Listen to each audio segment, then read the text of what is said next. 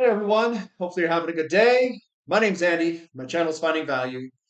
Today we're going to go through Twitter, see what people are sharing on social media. I'll interject my financial opinions as we go through it together, generally related to three different topics: wealth building, commodities, and or financial topics.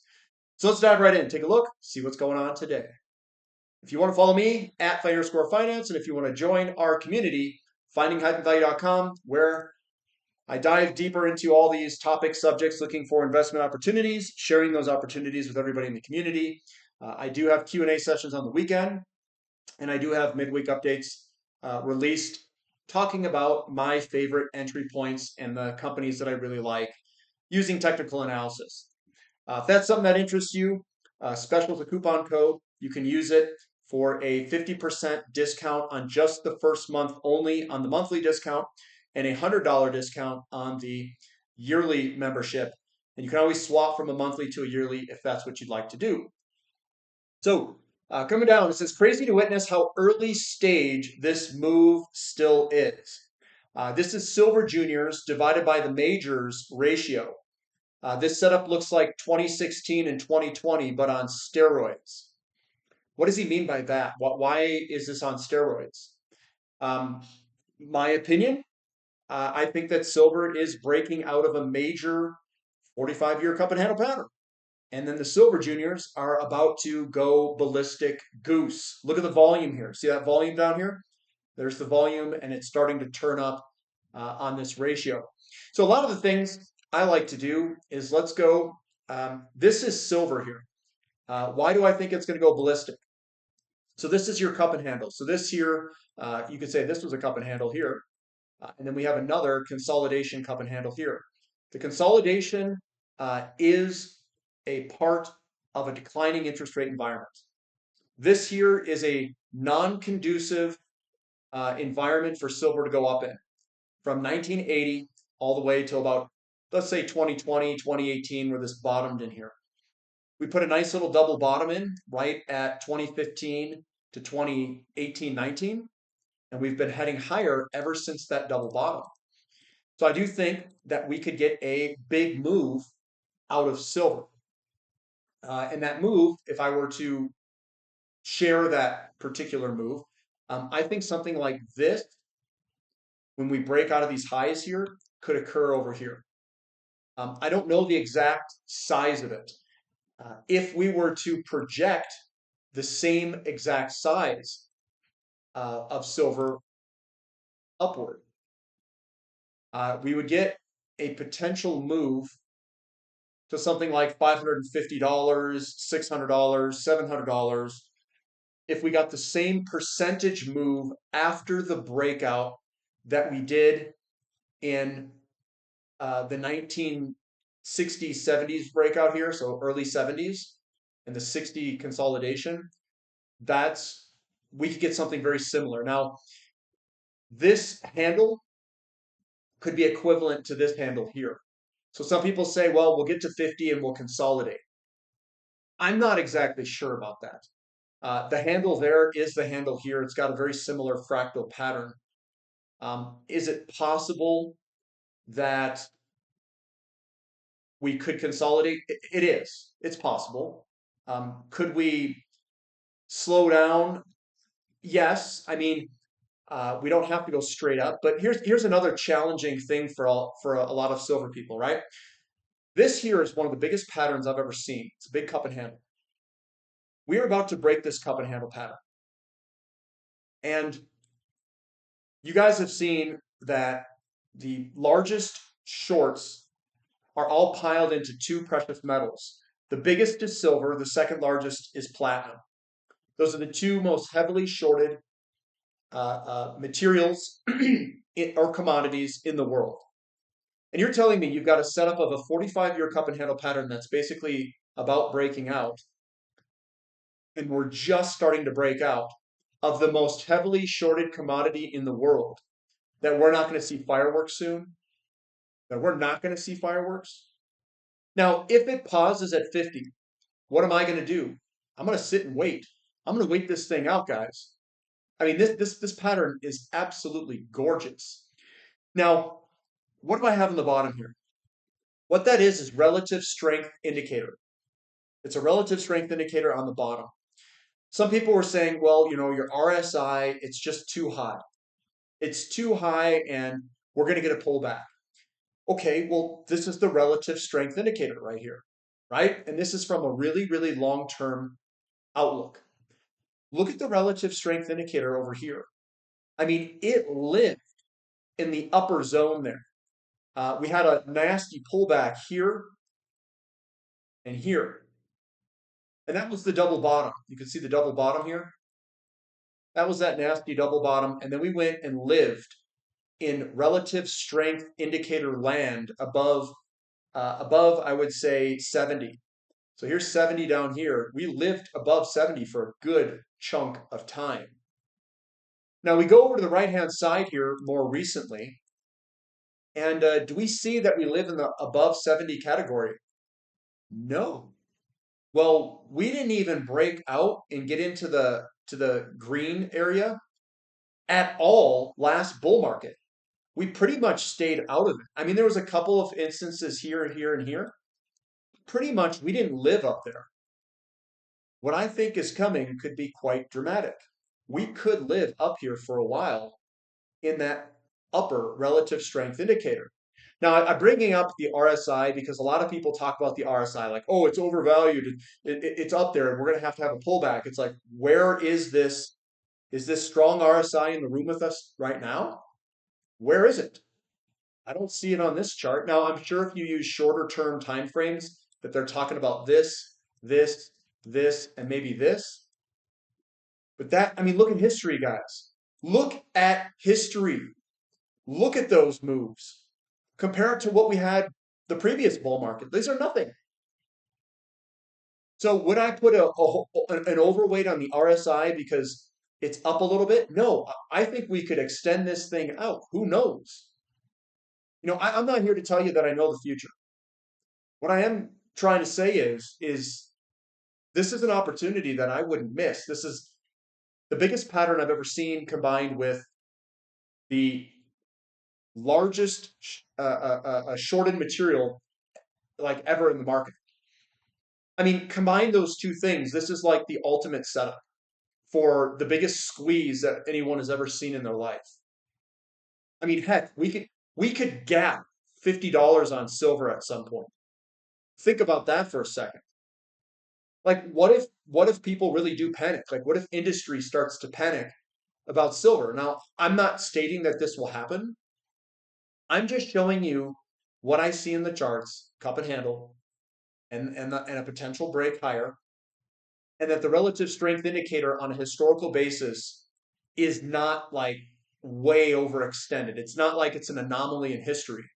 We were in overextended land for the entire 40s, 50, 56, 57, 62, 63. I mean, we lived up there for years, multiple year stints. Why couldn't we go up there for a year or two? So I'm just showing you guys information. You can make your own judgment calls on whatever you want. But there's the relative strength indicator. This is silver, biggest cup and handle pattern with probably the largest shorted material, which could lead us to the largest squeezed commodity in all-time history. Silver and platinum both are heavily shorted. And a lot of people, they already know that. And this one here, this is, SILJ versus SLV. So let's do that. Or SIL. So this is SILJ versus SIL.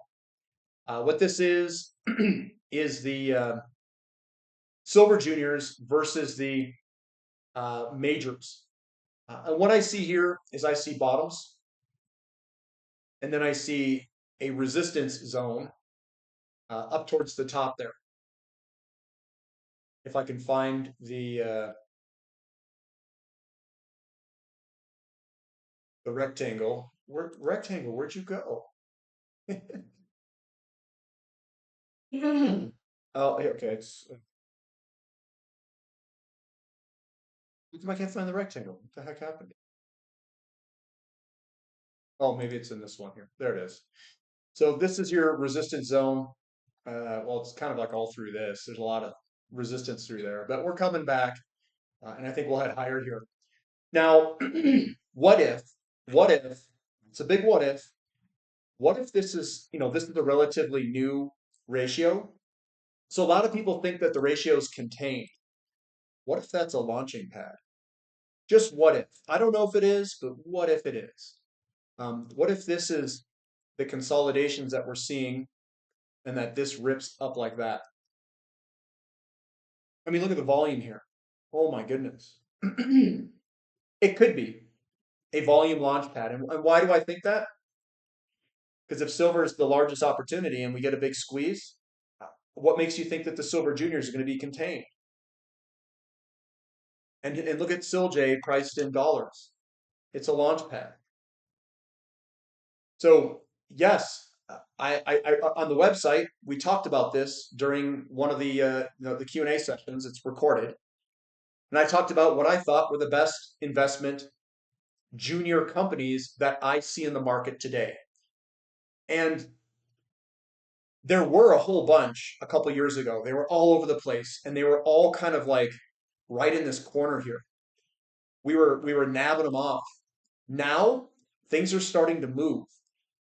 They're starting to move. Now I don't know if this is going to go straight up, guys. Don't. I'm not trying to get everybody bulled up like that. But I'm just saying the possibilities there because we're not overextended on the relative strength indicator that some people think we are on a long-term historical basis. But yeah, we're talking about what's still a good investment now, and it's in that video, the Q&A session that we just talked about, uploaded on the website. If you want to know my opinions on what looks really good. So if this is on steroids, which I think it could be because of the 45-year cup and handle pattern, this is going to be ridiculous. It's going to be absolutely ridiculous. All right, gold predictors. It says this is a pivotal year for gold as the price attempts to break out of the rising wedge pattern. The long-term projection of $10,000 an ounce has been discussed multiple times since 2020. This setup shows another breakout aligning with the $9,000 to $10,000 target over the next few years. So this is gold. Now silver does what gold does. It just lags a little bit and then it amplifies the move. So if gold is breaking out of a rising wedge here, and we could potentially get a move very similar to each of these 8x moves, which is 700%. We could get another 8x move, which is $9,000 or $10,000 an ounce. Now, the ratios in me is coming out because you can calculate price projections based off ratios. It doesn't tell you when it will occur, but it gives you a rough estimate. So if we get $9,000, $10,000 on gold, and we were to put like a 1 to 30 ratio, which is kind of it's a decent ratio to use because I think it's conservative. So if we get 10,000 and you divide it by 30, it's $333 an ounce silver if they peak at the same exact time. Others believe that we could get even lower than that. We could even get single digits. So if we get $10,000 and you divide it by 10, well, that's $1,000 silver. So do I think it's going to go to $1,000? I have no idea, guys. I don't know. But could it get there? And how could it get there? Well, if it were to go there, I would think that you'd probably have like a 45-year cup and handle pattern. You'd probably break the pattern. And then my guess is that a lot of people would be shorting it. Maybe like the largest commodity that's ever been shorted. Maybe we could do something like that because of the conditions. Now, those conditions are present that I just stated. And gold, which is a front runner, is already breaking out and running. So what do you think silver's going to do? What do you think it's going to do? What do you think the price projections are? Put it in the comments what you think silver's going to get to during this bull market. And tell me when you think it's going to get there. I'm curious to see what you guys think. But I'm bullish. I don't put price targets on things. I like to play with numbers. I like to see the possibilities. But I don't really sit there and dwell on them for that long. All I know is that we've got a big pattern, we've got a great setup, and that I want to have some exposure to it. That's what I know. Here's SSRM. So this is a particular company. It is SSR Mining. In fact, this big drop there, they had I think a mine collapsed on them. SSRM could 10x from here after breaking out of a 22-year wedge that features a massive 8-year double bottom. This wedge here and these launching pads is what I call them. They're big consolidation zones. So this is a big consolidation zone, and we are breaking that consolidation. I'm seeing this across everything. The big producing companies are all starting to break these big patterns. This is not the only one that I'm seeing breaking. I think that this is also more evidence of the bull market that is progressing in silver right now. So it's not just that we've got confluence of gold and interest rates and silver ready to break a 45-year cup and handle. We're also seeing the participation across all sorts of different mining companies. And the volumes that are being loaded up in are ridiculous. We also have an XAU to gold ratio, which is, actually I have it up here, so we'll just do it right here. So the XAU to gold ratio that I go over during the daily updates, we are really, really low, and we're starting to turn higher here. Guys, this is like 17 billion stars in alignment here that are all saying, hey, look, this is looking pretty good. This is looking pretty good for mining companies. Looks fantastic, actually. On to oil. You know, I'm an oil guy. So oil prices are now at their lowest versus the S&P 500 ever outside of C19. Oil is also the cheapest it's ever been versus gold. Inflation adjusted, oil's only been cheaper in the early 1970s, 98, 2016, and 2020. I would disagree with that. I think that a oil to gold ratio is an inflation adjusted oil price, and that the inflation numbers are all understated, just as an FYI. Crude oil might be the cheapest asset in the world right now. Amen to that. Another really cheap asset is platinum. Platinum and oil, I think, are incredible. And there's other ones that people aren't talking about right now that are also incredibly cheap, that are massively leveraged. I'm not going to bring them up because I respect the people that are a part of the community, because I'm sharing it with those individuals, and we've already taken entries in those other ridiculously cheap asset classes. But this is oil versus gold. You can see how low it is. This was the blow off bottom in 2020. There's another really low area in 1999, 98. And then above that, it's been higher ever since that. So what you can look at, this is oil versus the S&P 500. This is how I do it. I put US oil divided by SPX, and this is what I see. And this is a crazy pattern. This here is a long-term ratio chart that is squeezing into the corner of what could be one of the largest setups of crude oil outperformance against the S&P that we've ever seen in history. Ever. So we're squeezing into this corner, which generally you get, the highs and the lows compress, and then they compress into a corner, and then they break upward because it's a falling wedge. So this ratio, I mean, I look at this and I'm like, oh my God, this is the biggest opportunity I think I've ever seen. And usually in these corners here, if you draw a line across, at the end of trend, you'll get like a shoulder, a head, and a shoulder potentially, or some sort of double bottom, something on the lines of that. It doesn't really matter what you call it, as long as the bottom exists and we break above this neckline. We break above that neckline, and it's party city for oil all day, baby, all day. But this is one of the most compelling charts I've ever seen, and that's oil squeezing up against the S&P 500. Now, what else does this mean? What this means is that hard assets over here and inflation is going to be something that we've never seen before in anyone's life. Yes, we saw snippets of it in a declining, falling wedge. What comes next? That's not a falling wedge. That's a break. That's a new paradigm.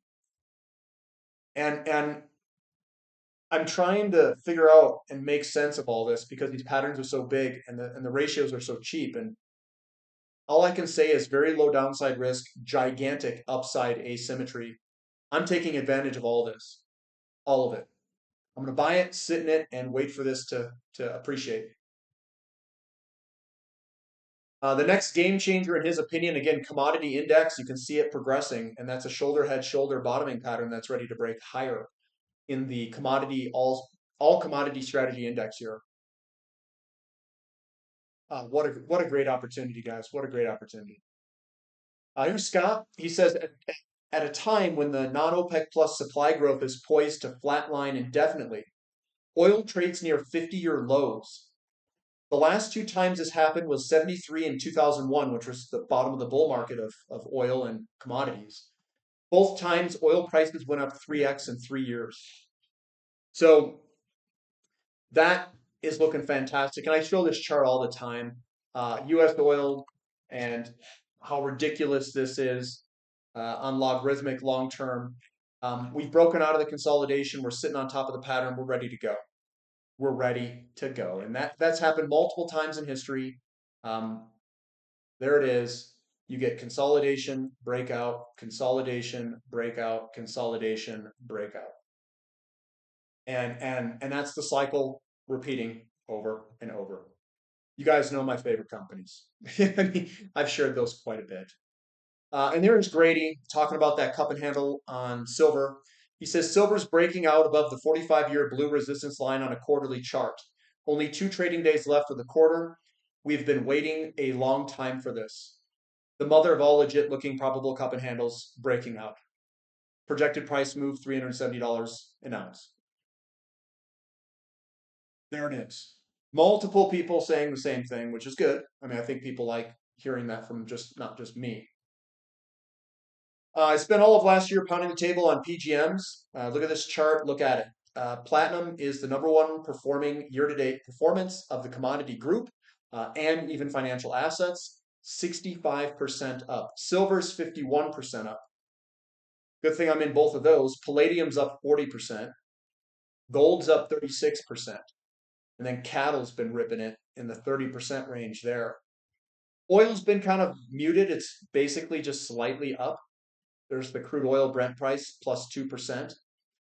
Crude oil West Texas is minus 0.53. The worst performer is orange juice, cocoa, these had massive breakouts before. And that's why you never chase price. The big breakouts are the ones that are low. And last year, the underperformers like platinum and some of these other ones are some of the higher performers this year. Never chase price performance. But you have to take a different view and chase value and technical setups. And that's all I've got for today. So we're going to end it there. Give me a thumb up for the content. Subscribe to the channel. Subscribe to the website if you'd like. Special to coupon code. And that's all I've got for today. So we'll catch you next time, guys. See ya.